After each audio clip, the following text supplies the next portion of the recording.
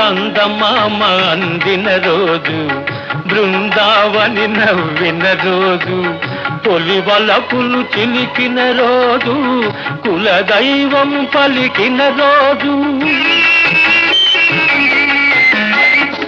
చందమామ అందిన రోజు, బృందావని నవ్విన రోజు, తొలి వలపులు చిలికిన రోజు, కులదైవం పలికిన రోజు, కన్న తల్లి ఆశలన్నీ సన్నజాజులై విరిసిన రోజు.